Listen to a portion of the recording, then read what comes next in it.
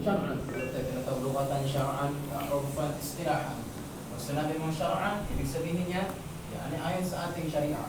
Ano nga ba ang mismong wudu sa ating syariah? Sinabi, ang wudu sa ating syariah, ghusl juz'in min al-badani biniyati taqarrubi ila Allah subhanahu wa ta'ala. Yan daw ang ibig sabihin ng mismong wudu o ito pa sa imong iba't ibang binigay na definition ng iba't ibang mga fuqaha. Okay. Dahil kung saan nakarating ang kanila mismong ijtihad, ito ang kanila mismong definition. But ang iba pang mga fuqaha, pag nagbigay ng definition sa mismong sharia, kasi iba yung lugha, pag nagbigay ng mismong definition sa ibang sa sharia, kapag ang ibang mga fuqaha, ganito ang explanation niya, yung iba medyo sabi kulang. Bakit? Dahil kinakailangan ng ganitong step o ganitong bahagi o ganitong tawag dito, rukun pagdating sa mismong bagay na to. Halimbawa nito, ang mismong salah. O halimbawa nito, yung baya, ang daming mismong definition sa sharia. Iba't ibang mga fuqaha, kahit pa sila mismo mga Shafi'i, lahat sila. Shafi'i.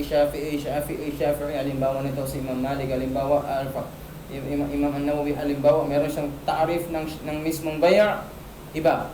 Si Imam Ar-Rafi'i, ganun din, iba. Imam Ibn Hajar, ganun din, iba. Bakit kaya? Kung saan nakaabot ang kanila mismong ijtihad, ang mismong kaalaman, na mag-aakay sa kanila patungo sa mismong ijtihad, dito nila binibigay ang mismong definition ng mismong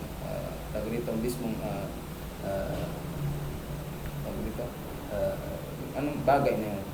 Bawa na tayo, baya, ano yung ibig sabihin ng baya? Ibig sabihin ng baya, business. Pagtitinda. Ito yun.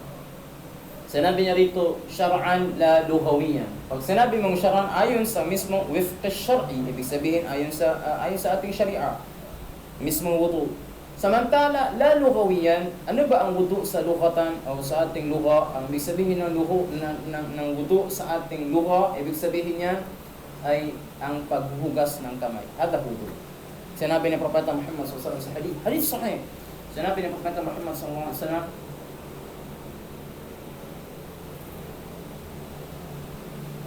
barakatut ta'am al-wudu qablahu wa ba'dahu. Sinabi ni Propeta Muhammad sallallahu alaihi wasallam ang pagsasagawa ang baraka sa mismong pagkain, Pagkain ay ang pagsasagawa ng wudu bago nito at pagkatapos nito. Ayun. Anong wudu? Yani magwudu ka ng buo, ngayon na lang ginagawa natin bago ka magsagawa ng salat. La. Ang tinutukoy doon ni Propeta Muhammad sallallahu alaihi wasallam ay paghuhugas ng mismong kamay. So yan ang ibig sabihin ng mismong wudu pagdating sa mismong lugat ng Arabiyya. Kaya sinabi niya rito, syar'an la lughatan. Ibig sabihin, ayon sa ating sharia at hindi ayon sa mismong lugha. Kasi pagdating sa mismong lugha, hugas ka na ng kamay, tapos na. Halimbawa, nandun ka sa mga sitwasyon na mababanggit, halimbawa, hugas ka na ng kamay, tapos na. La.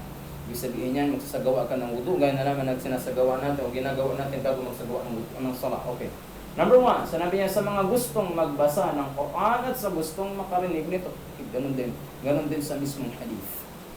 Ganon din sa mismong sira ni Propeta Muhammad sallallahu alaihi wasallam. Sinabi pa nga, ano man, gaya na susunod na mismong lahat ng mga bagay na patungkol sa ating sharia, gusto mo mang pag-aralan ito, o basahin itong mag-isa, o basahin ito buong jama'a, o makikinig ka. Magbabasa ka man o makikinig ka.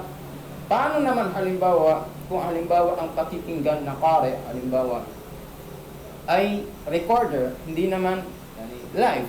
Hindi naman yung halimbawa na sa harapan mo nagbabasa ng Quran. Ayan. Samantala, una sa lahat, ang wudu, maaari lamang para sa mga taong walang haid at walang nifas, ganun din para sa lahat.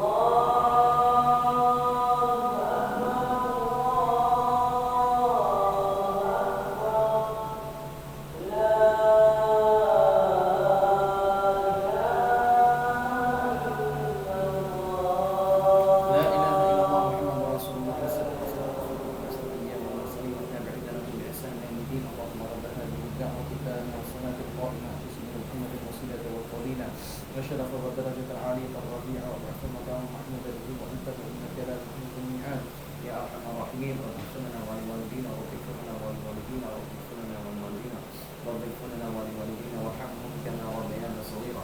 اللهم إنا نسألك العفو والعافية والمعافاة الدائمة في الدين والدنيا والآخرة. اللهم لا تحرمنا خير ما عندك للشر ما عندنا فضلا وإحسانا. صلى الله على سيدنا الحمد لله رب العالمين. Doon na tayo sa mismong sa mismong recorder nga pala. Tayo. Recorder man ang mismong pinapakinggan. Sinabi ng ating mga ulama. Recorder man ang mismong pinapakinggan. O halimbawa nito live, ikinig ka halimbawa sa kiraan ng isang nagbabasa. Sunna pa rin ang pagsasagawa ng mismong wudu. Ganon din sa mismong pakikinig ng mismong adhan. Dahil sinabi, ano ang hukom ng pagsagot sa mismong adhan? Kasi may mga ulama na nagsabi ang pagsagot, hindi pakikinig, pagsagot. Kasi ang pakikinig, tapat, tapos na, kalas. Ang pagsagot, Allahu Akbar, Allahu Akbar, Allahu Akbar, Allahu Akbar. Tayo, pagsagot sa mismong adhan. So may nagsabi, hindi, sunnah kung hindi, wajib para sa isang Muslim. Kasi ito mismo para bagang istijaba niya, ini pagsagot niya na, Ya Rab, ready ka na sa mismong sala? Ready na ako sa mismong sala. Parang ganyan. Ayun. Sinabi, paano naman kung halimbawa recorder ang kanya mismong pinapakinggan? Halimbawa nasa MP3, halimbawa ang mismong adhan, may nag-a-adhan halimbawa sa mismong recorder, halimbawa sunna pa rin ba ang sumagot sa mismong adhan? Sinabi, habang may nagbabanggit ng mismong adhan, sunna pa rin ang bumanggit nito. Hindi wajib. Hindi wajib, sunna. Ganon din sa mismong pangikinig ng mismong Quran. Ngayon merong mas'ala. Isang taong nagsagawa ng wudu upang magbasa ng banal na Quran. One.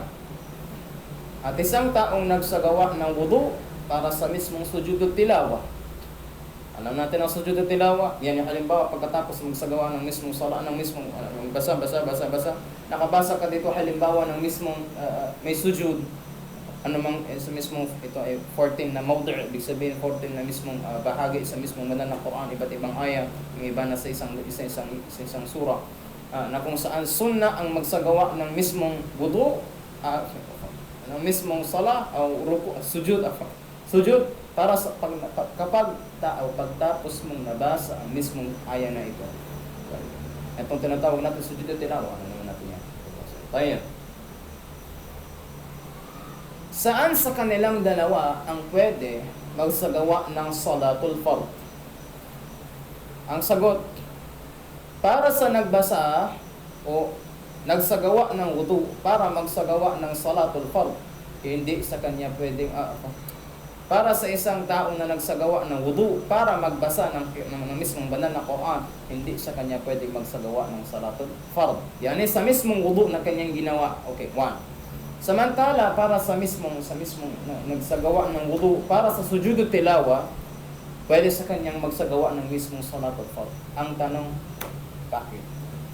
Sagot, sa mismong nauna, hindi pwede sa kanyang magsagawa ng salatul fard easy.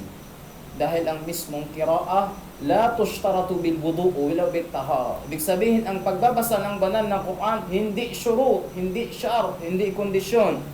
Hindi bahagi ng rukun niya, hindi bahagi ng syart, yung kondisyon ng mismong pagbabasa. Yung sa madaling salita, kung wala kang wudu, huwag kang magbasa ng surat al-Fatiha. Halimbawa, wala kang wudu. Halimbawa, wala akong wudu, pero may wudu ako. Halimbawa, wala akong wudu. Halimbawa, kaya. Nagbabasa ng banal na Quran. Bismillahirrahmanirrahim, alhamdulillahirrahmanirrahim, maliki yawm. Wala kang wudu, huwag kang magbasa ng banal na Quran. Pwede ba yun? Wala kang wudu, basta wala kang janaba, magbasa ka ng banal na Quran. Kahit pa mismo khatam, bismillah. Bakit? Dahil hindi daw syart ng pagbabasa ng banal na Quran ang mismong wudu. Samantala, ang pagsasagawa ng sujud tilawa, yung sujud ka, yan daw, kinakailangan daw yan ng wudu. Yan ang tafriqah, mismong diferensya sa pagitan ng dalawa. Yung mismong pagsasagawa ng wudu, yung mismong sujud tilawa, kinakailangan talaga ng mismong wudu. Ang mismong wudu, hindi ka pwedeng magsagawa ng sujud nang wala kang wudu. Tama? Kaya nga sunna pagdating sa mismong wudu, takbir, Allahu Akbar. Pagkatapos niya na, sujud, Allahu Akbar. Tagatapos na mismo. Assalamualaikum warahmatullahi Assalamualaikum warahmatullahi. Dahil ginawa mo bahagi ng mismong sala na fard. Rukun ng mismong sala. Halimbawa nito, ang mismong ang mismong sujud. Tayyib. Ang pagbabasa halimbawa ng surah. Halimbawa suratul Ikhlas. Halimbawa imam. Hindi nagbasa ng suratul Ikhlas o walang binasa ng anumang surah pagkatapos ng suratul Fatiha. Ano ang hukom ng kanyang mismong sala? Sahih. Samantala, ang isang imam hindi nagsagawa ng sujud, pero nakapagsagawa na nakapagkhatam ng Quran, hindi nagsujud. Yun lang. Anong hukom ng kanyang salat? Batil. Bakit? Dahil yung mismong sujud, bahagi ng mismong salat. Samantala, ang qiraah, la tajib alayh. Yan ang diferensya pagdating sa mismong pagsasagawa ng wudu para sa isang bagay na hindi bahagi ng salat at pagsasagawa ng wudu para sa bagay na bahagi ng mismong salat. Halimbawa nito sujud at tilawah. Okay. Tuloy natin, sinabi niya rito, at pag-aaral ng ulum syar'i gaya na ginagawa natin sunnah pagdating dito ang magsagawa ng mismong wudu. Okay. Ano natin? At tafsir al-hadith. Ngunit sinabi niya rito, samantala ang mga ala. Hindi Allah, ala. Anong ala? Kagamitan. O sinabi mong ala, sa wikang Arabiya, kagamitan, kasangkapan. Kasangkapan? Anong kasangkapan? May kasangkapan ba ang mismong kagamitan ba ang mismong syariah? Naam, meron. Ano yung mga tinuturing na kagamitan ng ating syariah? Ito yung mga kasangkapan na dapat gamitin ng isang alim o gustong mag-aral ng tafsir o gustong mag-aral ng hadith at gustong mag-aral ng fiqh. Ano itong mga bagay na to? Ano yung mga field na to? Halimbawa nito, nahw, number 1. Halimbawa nito, sarf, halimbawa nito, balagha, halimbawa. Ano mga pinaka major subject na to? Lugha, halas, umum. Lahat ng mga parte ng mismong lugha, yan mismong kasangkapan ng syariah. Sa madaling salita, kung gusto mong maging mutamakkin, yani mag-aral ng mismong fiqh ng mas malaliman, kailangan mong mag-master ng mismong lugha al-Arabiyya. May master talaga. Ang gusto ganun din, ang gustong mag-aral ng mismong tafsir. Kapag aral ka ng mismong tafsir, so nga lang masterization ng mismong tafsir, nangangailangan ng masterization din ng mismong nahw, saraf at balagha, ganun din ng mismong mga branches ng mismong lugha al-Arabiyya. Okay, yan ang tinatawag natin ala. Sinabi ng ating mga fuqaha, maliban na lamang sa mga ala. Okay. Hindi daw sunnah. Pero hindi ibig sabihin nung kapag nag-aral ka ng nahw, huwag ka na magudo kasi hindi naman sunnah. La. Iba yung mismong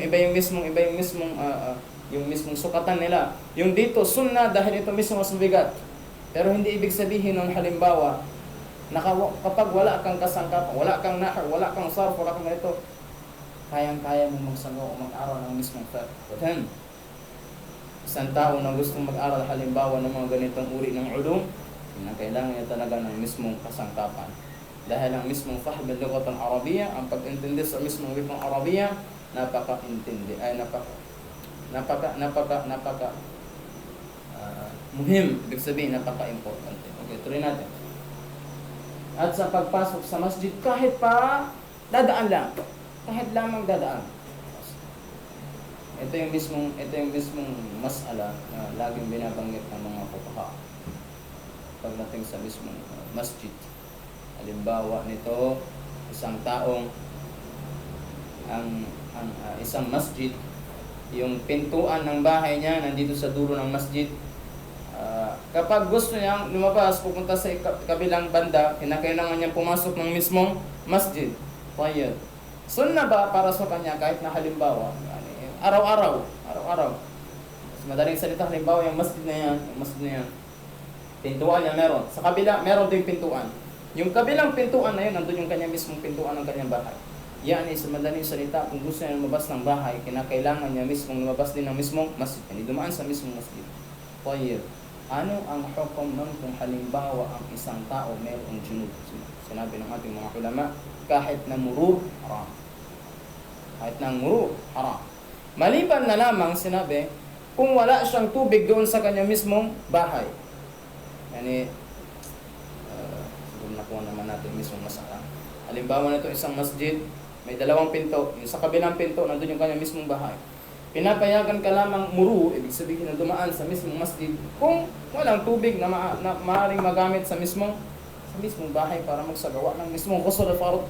Samantala kung mayroon, haram, hindi ka pwedeng dumaan sa mismong masjid bilang paggalang mo sa mismong masjid, lalong-lalo na sa madhab ni Imam Malik. Dahil pagdating sa madhab ni Imam Malik, mutawassi' adyak jiddan, yani masyadong stricto pagdating sa mismong adab, pagdating sa mismong masjid, ang madhab ni Imam Malik. Samantala, pagdating naman sa mismong wudu, sunnah, hindi naman siya wajib aslan. Yani pag wala kang wudu, di ka pwedeng dumaan sa mismong masjid. Hindi ganun. At sa pagpasok sa masjid, kahit pa dadaan, kahit pa sa isang junub, kahit pa daw sa isang junub, gaya na sinabi natin, kung halimbawa wala mismong tubig sa kanya mismong wala mismong tubig sa kanya mismong sa kanya mismong bahay. Tayyib, sunnah, ayos lang na dumaan. Paano kung mayroong tubig, kaso nga lang, maari lamang ito pang wudu? Sinabi, sunnah ang magsagawa ng wudu kung ikaw mismo wala kang magagamit ng tubig. Yani maliban na lamang sa mismong pang-wudu. Mag-wudu ka muna bago ka dumaan ng mismong masjid bilang respeto sa mismong masjid. Pag-alala kay Allah Ta'ala, miskin pagbabasa ng mismong altar. Tasbih, takbir, tahlil, tahmid. At sa pagsasagawa ng sa'i, ito pagdating sa mismong hajj. Sa madaling salita, hindi siya shart. Halimbawa nito para sa mga nagsasagawa ng hajj, sa'i. Wajib ba para sa kanila na kung ikaw mismo magsasagawa ka ng sa'i sa pagitan ng mismong Marwa at ng mismong Safa at ng mismong Marwa, ang magsagawa ka ng dapat kinakailangan meron kang wudu? La, hindi wajib, hindi shart. Madaling salita, sunnah. Kung wala kang wudu, ito mismo bayan, ito mismo explanation na magsasagawa ng sa'i, meron kang wudu, wala, sahih. Madaling salita, kahit pa mismo merong hayat, kahit pa mismo junub, kahit magsagawa ka ng sa'i, mumtaz, bismillah. Sahih. Tayyib, ganun din pagdating sa mismong wukuf. Wukuf bi Arafah. Pananatili, bismillah, wukuf pananatili. Wukuf sa Arafah. Isang bundok. Bundok ng Arafah. Sa mga gagawin ng mismong hajj ay ang pananatili sa mismong bundok ng Arafah. Sunnah. Tayyib. Paano kung halimbawa ang mananatili sa mismong bundok ng Arafah ay mismong nasa state of janaba? O halimbawa nito mayroong haid o mayroong nifas. Sahih ba ang kanya mismong wukuf? O kung yan sahih. Sunnah. Ano na ang mismong pagkakaroon ng mismong wudu? Sunnah. Ayun yan. Ganon din ang pagbisita sa maqam. Dito, mumtaz. Yun mo ito. Sinabi, ito sa mismong dalil ng mismong ziyarat ng Nabi sallallahu alaihi wasallam. Walang libro ng fiqh. Tinatawag nito mutawassi'. Sabihin ng mutawassi', yan ay kompleto, mahaba o malaki yan. Walang problems. Maliban na lamang sa dulo nito, tatammima, umutammima. Takmila, ibig sabihin nito pangkumpleto. Maliban na lamang, nakasunat sa kanila mismong mga libro ng mga fuqaha, ang mga sunna sa pagbisita kay Propeta Muhammad sallallahu alaihi wasallam. Gaya na lamang ng mismong libro na to. Ito hindi naman ito mismong mutawassi'a. Mahaba lang, marami siya ng page pero hindi siya mismong mutawassi'a. Okay. Yung mga malalaking libro, nakasulat sa kanila mismong mga sa libro ng mga fuqaha sa dulo yung mga adab ng ziyarah. Sabihin pagbisita, kaya nga nauna pa lang ang pagbisita kay Propeta Muhammad sallallahu alaihi wasallam, hindi shirk, hindi bid'ah. Ganon din ang pagbisita sa mismong qubur, hindi din bid'ah, hindi din shirk. Bakit? Kung ito mismo shirk, bakit pa nila isusulat ito mismo sa kanila mismo mga libro? Mga mufti itong mga to. Tayyib, mga qudha, mga qadi. Bakit nila idadama yung mismong shirk sa kanila mismo mga libro? Lalagyan pa nila ng adab ang shirk. Ano yun? Yan eh. Sama. Tayyib, isa sa mga tanyag pagdating dyan, yung libro mismo ni Imam An-Nawawi, Al-Adhkar, sinulat niya dito mismo. Si Imam An-Nawawi tanggap ng lahat. Kahit mismo Shia, tanggap nila si Imam An-Nawawi. Kahit mismo Wahhabs, tanggap nila si Imam An-Nawawi. Kahit mismo yung mga naunang mubtadi'a, tanggap nila si Imam An-Nawawi. Ajib. Kaya tinatawag siyang Sheikh al-Islam. Imam An-Nawawi. Tayyib. Imam An-Nawawi, isa sa mga kilala na nagsulat ng mismong adab pagdating sa siyara ni Propeta Muhammad sallallahu alaihi wasallam na sunna pa daw. Halimbawa, pag haharap ka kay Propeta Muhammad sallallahu alaihi wasallam, humanap ka ng tindig. Pagkatapos nito, mag-istighfar ka. Pagkatapos nito, iningin mo yung mismong haja, qada'ul haja. Mga sunna na binanggit ni Imam An-Nawawi. Kilala si Imam An-Nawawi pagdating sa pagsusulat ng libro. Yung kumbaga ba, hindi siya yung nagsusulat ng libro ng nasulat na tapos na. Si Imam An-Nawawi pagdating sa mismong libro, susulat ng libro, napaka-strict. Wala siyang nilagay sa kanyang mismong libro maliban na lamang kapupulutan ng aral o sahih na riwaya. Kaya nga kapag basta libro ni Imam An-Nawawi nang galing sa kanya, kalas. Salam. Hindi kasi siya yung uri ng mismong muallif basta sulat. Basta mayroong may sulat na ilm. La, ano may iba. Nabaw nito ni Imam Al-Ghazali. Tayo. Tuloy natin. Ganon din sa mismong pagbisita sa mismong kubur. Sunna rin na meron kang mismong wudu. At sa pagdalo sa mismong khutbah, maliban na lamang sa mismong khutbah ng Jumu'ah dahil wajib para sa mga lalaki, sa mga babae. Bakit? Dahil bahagi ng kanila mismong Jumu'ah. Kapag ang isang lalaki halimbawa ay walang wudu sa mismong Jumu'ah, hindi pwede yun. Sinabi pa nga, hindi pa nga pwede yung kanyang mismong halimbawa nito. Umatin ng mismong Jumu'ah. Tayyib. Kaso nga lang walang wudu, hindi daw pwede yun. Layo jusi. Kinakailangan daw meron daw siya mismong wudu sa mga lalaki na baligh. Akil, baligh, muslim tayo. Umatin ng mismong Jumu'ah, kinakailangan daw merong wudu pagkatapos ng magsagawa ng mismong salatul Jumu'ah. Kasi pagkatapos ng mismong khutbah, automatically salatul Jumu'ah.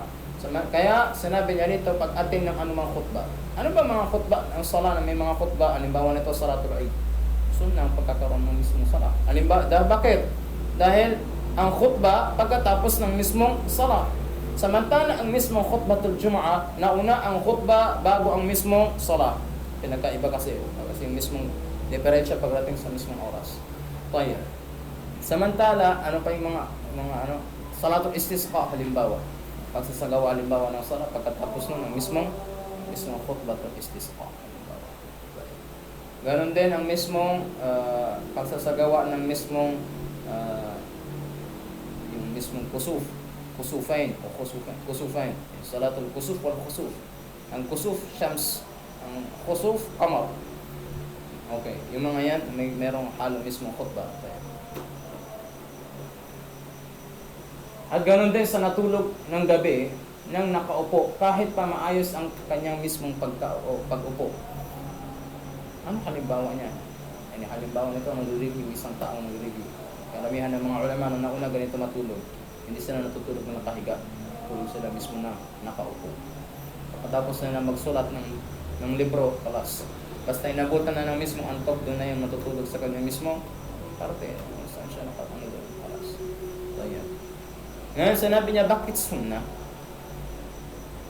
Bakit sunnah na magsagawa ng wudu? Sunnah magsagawa ng wudu para sa kanya liyuzila. Ibig sabihin upang alisin sa kanya mismo yung pangamba o pagdududa na baka nawalan siya ng wudu sa kasagsagan ng siya mismo ay natutulog. Yan, sa madaling salita, hindi mo alam na kahit na ikaw mismo, sige sabihin na natin halimbawa ito, kahit na ganyan ka halimbawa ng buong gabi, matulog ka man, hihilig ka pa, sinabi ng ating mga ulama, kahit na mismo humihilig pa yung tao, basta nakaupo ng maayos, kanya mismong inuupuan, buong gabi, ayon sa mismong syurut nito, sahih yung kanya mismong wudu, yan, hindi mababatal yung kanya mismong wudu. Samantala, sunnah pa rin sa kanya magsagawa ng wudu. Bakit? Mas sigurado kasi yung mismong mayroong wudu kasi yung ganun na ganyan yung mismong ginawa. Tayo pagtulog ng gabi, pag-iwas. At sa pagsasagawa ng adhan, ganun din pagdating sa mismong pagsasagawa ng iqam.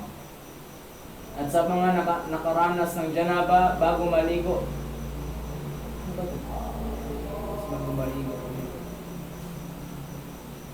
Mga nakaranas ng janaba bago maligo. Okay. Pagsasagawa ng mismong wudu bago yung mismong ghusl fard. At sa pagsusulat ng mga librong patungkol sa ating syariah, ibaw nito mga nauna, tafsir, hadith, ala ko yan. At sa pagsasagawa ng rami al-jamarat, dahil hindi mismo, halimbawa, pagbabato, hindi naman sure, kailangan may wudu ka kapag magsasagawa ka ng rami, kahit na wala kang mismong wudu, kahit na mismong mayroong haid, kahit na mismong mayroong nasa state of janaba. At sa pagsasagawa, para sa taong junub na gustong kumain, ganun din, para sa isang halimbawa, isang tao na gustong kumain, uminom, na nasa state of janaba,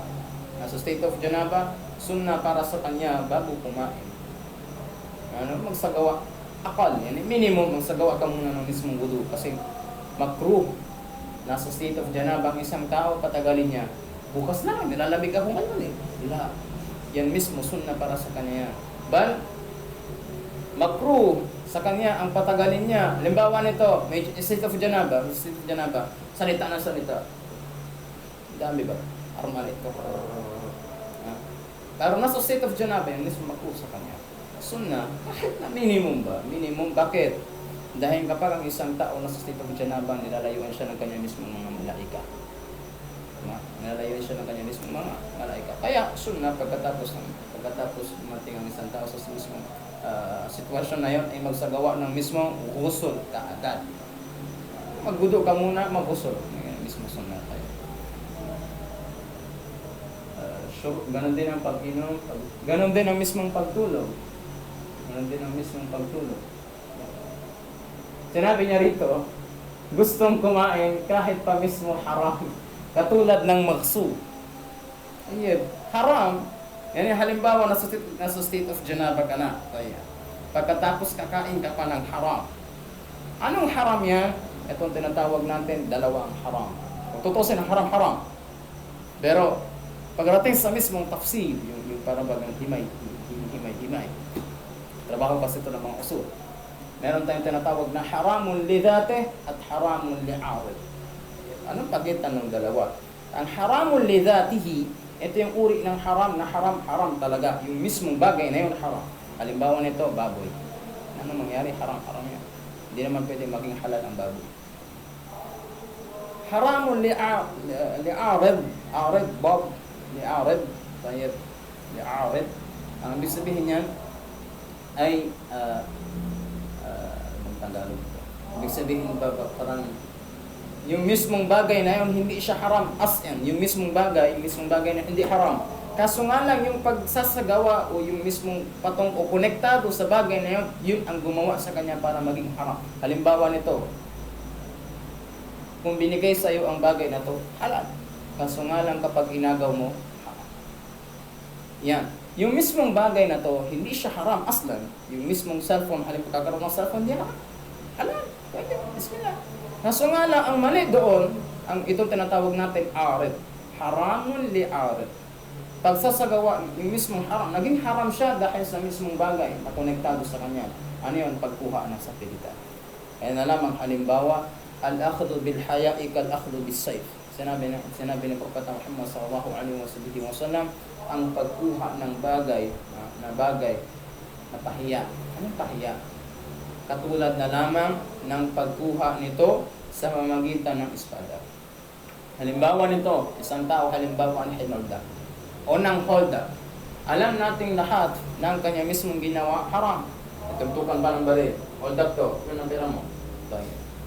Alam natin haram. Isang tao na halimbawa nito meron, bago yan share ka naman. Nahiya.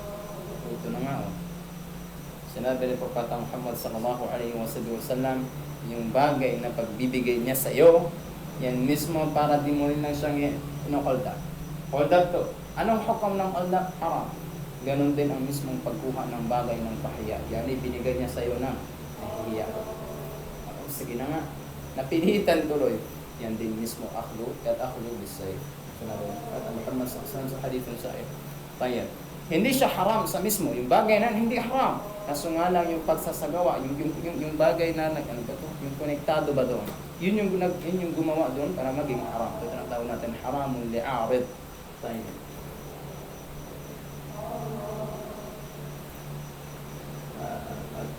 Ganon din ang pag-inom. at pagtulog. Ganon din ang ikalawang ulit ng jima, yani round 2. Bago ka, sinabi, akalla, minimum, kinakailangan mayroong wudu sa pagitan ng dalawang beses na jima, na pakikipagtalik. Ibig sabihin, bago magsagawa na ikalawa, minimum, bago dito, magsagawa na. Samantala, ang haram katulad ng zina ay hindi sunakit. Plus, ito tinatawag natin, haramun lidatihi. Hindi pwedeng maging haram, hindi pwedeng maging halal asla. Halimbawa nito yung mismong baboy. Inagaw mo man ito o hindi, binili ko ito ng maayos ha. Oo nga, kaso nga lang haram ito. Okay. Ito tinatawag natin haramun lidati. Yung that, ibig sabihin yung mismong bagay na yun, mismo haram. Ano man mangyari? Binigay man to o kinuha mo man, haram. At sa pagpapalabas ng ito hijama. Ano yung hijama? Hijama, siguro iba sa atin alam niyo hijama. Hijama ito yung mismong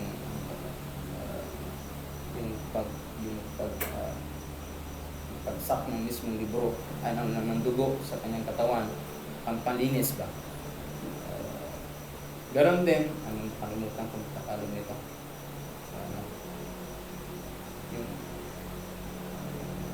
Yung parang hinihigop yung mismong Parang nalagyan po ng baso. yung mga ganon. Yung mismong hijama, natawag hijama. Merong mga araw kung saan makruh magsagawa ng hijama. Sunna magsagawa ng hijama, Lunes. Yung sinabi pa sa mismong hadith, kahit daif. Sinabi kasi daif. Na sino man ang magsagawa ng hijama maliban na lamang sa araw ng Lunes, sa araw ng Sabado, sa araw ng Linggo. Pag may ida asabahu siya, kapag nakaranas siya ng masamang bagay, fala yuluman na illa nafsa. Wala siyang dapat sisihin maliban na lamang sa kanya mismong sarili. Isa rin, pag magsasalin din ng dugo, ang isang tao, halimbawa magsasalin ng dugo, sunod rin sa kanya na magsagawa ng mismong wudu pagkatapos nito. Bakit? Upang mahimas masana. At sa ito rin, pag ginagawa natin to, sa pagbubuhat ng patay, bago magbuhat ng patay at pagkatapos magbuhat ng mismong patay. Dalawa, bago magbuhat ng patay, pagkatapos magbuhat ng patay, sunod rin ang mismong pagsagawa ng mismong wudu. Ganon din, pagdating sa pagpapaligo ng patay, sunod rin ang mismong ghusl. Okay. At sa paghawak ng bangkay, ito kahit pa mismo hindi nasira ang iyong wudu. Halimbawa nito, hinawakan mo halimbawa yung buhok ng patay. Halimbawa yung mismong kuko, halimbawa, o yung buto, karansay. Sunna pagkatapos ito ang magsagawa ng at sa pagdapit ng kamay ng lalaki o babae sa khuntha. Ang khuntha, kalimutan ko pangalan ng tanong ito. Ito yung mismong may dalawang kasarian. Naman natin ito. May dalawang kasarian. Likas na sa kanya yung gano'n. Pinanganak na may dalawang kasarian. Yan. Ito tinatawag natin ng khuntha al-mushkil. Iba yung kanya na mismong hukom pagdating sa ating syariah. Sunna pa rin na magsagawa ka ng mismong wudu. Bakit nga ba? At hindi. Halimbawa nito, merong isang khuntha. Halimbawa yung kamay, halimbawa sa kanya. Sunna magsagawa nito. Bakit? Dahil hindi mo sigurado kung ito mismo lalaki o babae. Maliban na lamang, idha wahara. Ibig sabihin kapag lumabas sa kanya mismong kanyang pangangatawan na siya mismo ay lalaki. O lumabas sa kanya mismong pangangatawan na siya mismo ay babae. Kasi merong masana na nangyari ng ganyan noon. Pinanganak, ipinakasal siya sa ating sharia as lalaki. Yani, lalaki, husband. Tapos noon, pinakasal sila. Nagkaroon sila ng anak. Pagkatapos ng 20 years na pagsasama nila, lumabas sa kanya mismong pangangatawan, iba. Yani, naging babae din. Anong ginawa? Ginawa ng qadi, pinaghiwalay silang dalawa. Kahit na mag-asawa kayo 20 years. Kaso nga lang, itong asawa mo ngayon, hindi na lalaki yan, babae na rin yan. Anong nangyari? Pinaghiwalay. So, pinaghiwalay sila. Pagkatapos nun, ikinasal siya sa ibang lalaki. Dati lalaki siya, ngayon naging babae. Pagkatapos pinakasal sa mismong lalaki. Dati, siya ang nagbigay ng anak. Ngayon, siya ang nagbuntis para sa mismong kanya mismong bagong asawa. Yan mismo, mas'ala, asawa. At paghawak ng isang amrad al-hasan. Ano ibig sabihin ng amrad? Ang amrad, ibig sabihin niyan ito. Batang lalaki. Batang lalaki na maputi, makinis, ano ba to? Mapula-pula ang kutis. Yan tinatawag na amrad al-hasan. Sabihin ng hasan, gwapo yan. Gwapo. Amrad al-hasan. Sunna daw pagkatapos nito, pag mismo nahawakan, halimbawa ito, ang magsagawa ng wudu. Bal, tawag rito, isa sa mga kinatatakutan ng mga ulama kapatid sa mga nauna ay yung mismong amradul hasan. Maraming mga tawag rito, lalo na yung mga naunang kahit naman ngayon mga Arabs pa, mga Arabs mas paborito, mas ano sa lagno sa mismong mga ganitong bata, yung paborito bata, hindi balo. Ang amrad kasi hindi balo, para bagang mumayyiz ba, mas ano yung ano nila, yung paborito, yung shahwa, taas yung shahwa, yung mas mataas yung shahwa nila kaysa sa ganito, kaysa sa babae. Ano kung halimbawa, mayroong makita halimbawa na babae, halimbawa, maganda, ganito. Tapos ito mayroong ganito. Mas piliin nila yun kasi, ano yung sabihin niya? Merong mga adab na sinulat na mismo para lang dyan. Para lang sa mismong ganyang kaso. Yung kaso ng abnormality ba? Iba yung, iba, talaga. Magustuhan niya yung ganitong yung abnormality sa kanyang mental dysfunction. Parang gano'n. At pagkatapos kumain ng karne ng kamelyo, matutusin ang mismong sabab ng mismong hadith, dahilan ng mismong hadith. Mga sahaba, sinabi ng mga fuqaha, matutusin ang mismong karne ng kamelyo, hindi siya nakakabatan ng tulo. Hindi siya nakakabatan lang. Kaso nga lang, habang kumakain sila Propeta Muhammad sallallahu alaihi wasallam sa kanyang bahay, sa kanyang tahanan, sama ng kanyang mga sahaba. Mayroon sa kanila mismo ay nilabasan ng hangin. Alas, tama natin yan. Nilabasan ng hangin. Yung iba, hindi nag-react. Yung mismong nilabasan din ng hangin, nahiya. Sakit. Yan yung tawag rito. Ano ba yan? Napatahimik.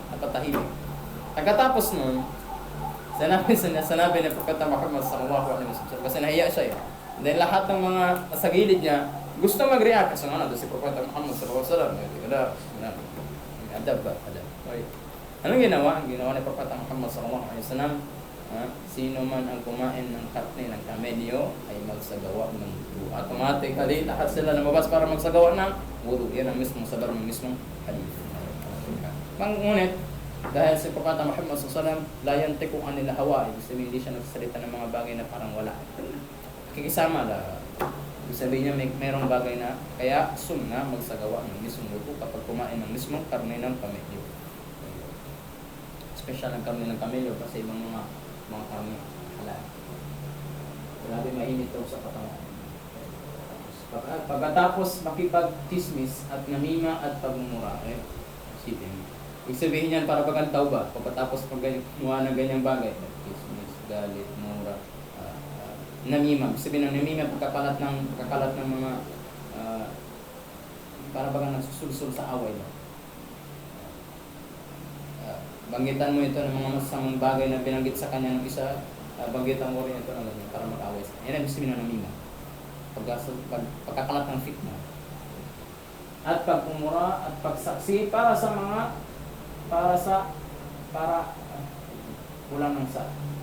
kasalanan at kasinungalingan. Ito tinatawag natin shahadatul zur. Ano halimbawa nito? Yung iba binabayaran nila para sumaksi na si Fulan bin Fulan nagsagawa ng zina. Sumasaksi po kami na si Fulan binti Fulan nagsagawa ng zina. O si Fulan bin Fulan nagsagawa ng zina. O halimbawa, sumaksi ka para sa akin sa harapan ng qadi na itong lupain na to akin. Babayaran kita ng pera. Ito tinatawag natin shahadatul zur. Pagsaksi sa kasinungalingan o pagsaksi sa kasalanan. Ito tinatawag na shahadatul zur. Para namang makuha niyo ang angkin niyo sa mismong bagay na natapos nito. Para bagang ito, para bagang beginning ng kanya mismong tauba. Dahil sino man ang magsagawa ng wudu ayon sa mismong adab, mabuhay niya Allah subhanahu wa ta'ala yung mga kasalanan na nagawa ng kanya mismong body, yani sa madaling salita, halimbawa ito nakipag-smisan ba? Magbibirahin niya Allah subhanahu wa ta'ala yung mga kasalanan na nagawa ng mismong bunga. Tapos sa gawa na wudu tayo. Ano din magsinungaling, pagsaksi, at ang pagtawa ng malakas, kahkaha, natawag na kahkaha. Sinabi ang adab ng anbiya, ang mga anbiya hindi sila nagsasagawa ng kahkaha abadan. Na pagngiti, dahika, meron tinatawag na ibtisam, pagngiti, dahik, tawa, kahkaha, paghalakha. Ang ibtisam, sunna ng anbiya, ibig sabihin gawain ng anbiya. Sunna ibig sabihin gawain. Dahik, sinabi, ang dahik, hindi daw tumatawa ang mga anbiya, yani gunan na naman ng tawa, lalo na ang halakha. Kaya nung sinabi ni Propeta Muhammad sallallahu alaihi wasallam, ni Allah subhanahu wa ta'ala sa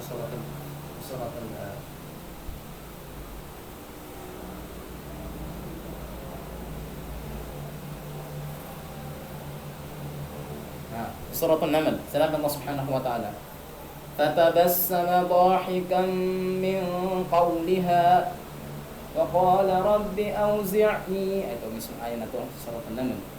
Yung mismo sinabi ng mismong Naml, yung mismong Naml. Naml ibig sabihin langgam. Nung parating na sila Nabi Allah Sulaiman alaihi salatu wassalam, kasama ng kanya mismong napakalaking army. Yung mismong Naml, umakyat siya sa mismong pinakamataas na bahagi. Sinabi yung Naml na yon ay merong pakpak, yung uri ng langgam na merong pakpak. So nung lumipad siya, sinigaw niya sa kanyang mga kasamahan, Ya ayyatuhan namla, udkhulu masakinakum. Dahil katotohanan parating na sa ma'syar, ibig sabihin ayatuha, ibig sabihin mga kapwa langgam, pumasok kayo sa inyong mga tahanan dahil katotohanan parating na si Sulaiman kasama ng kanya mismong napakalaking army. Totohanan hindi niya kayo napapansin yan, hindi malitan mga langgam kaysa naman sa mga. So narinig yan ni Nabi Allah Sulaiman, sinabi malayo pa lang si Nabi Allah Sulaiman, narinig niya na yan. Nung narinig niya yan, tabassam, ngumiti. Dahika, sabihin ng dahika, yani tumawa.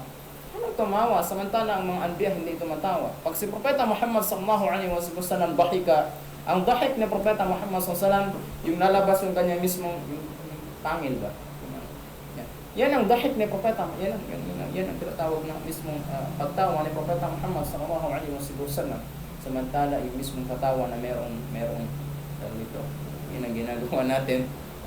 Hindi yan sunna ng mga anbiya. Kasi ang sunna ng mga anbiya ang pagkakaroon ng haya. Ibig sabihin ng haya, hiya.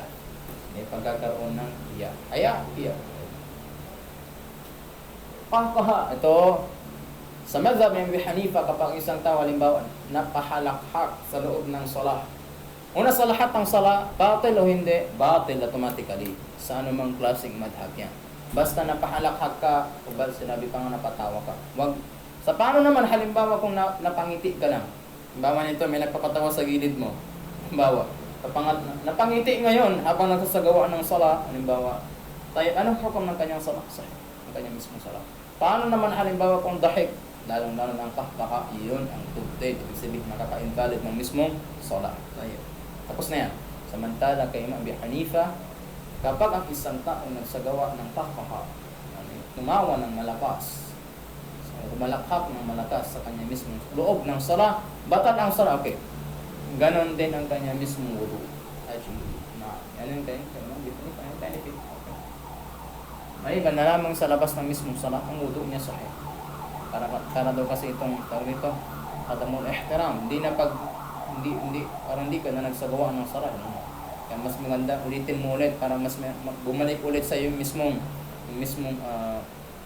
khushu' ng mismong salah. Kasi fresh ka ulit. Kaya Imam Abi Hanifa.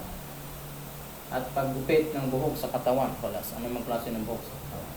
At sa panahon, sitwasyon ng ganit, mismo alam natin yan, sallallahu ala sayyidina. Ngayon, merong hadith yan, sallallahu ala sayyidina Muhammadin, wa ala alihi wa sallam, wassalam, at patin sa mga hasanatan wa ta'ala hasanat, wa qina adhaban nar, wa qina adhaban nar, rabbana la tuzigh qulubana.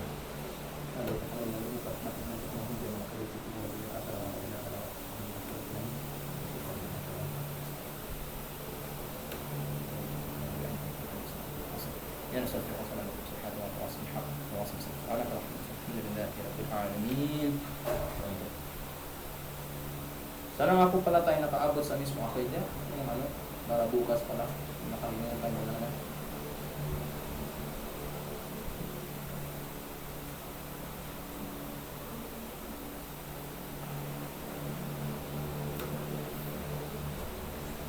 Tapos na po bata natin yung ano, yung mismong tawag ko ito, anong tawag dyan,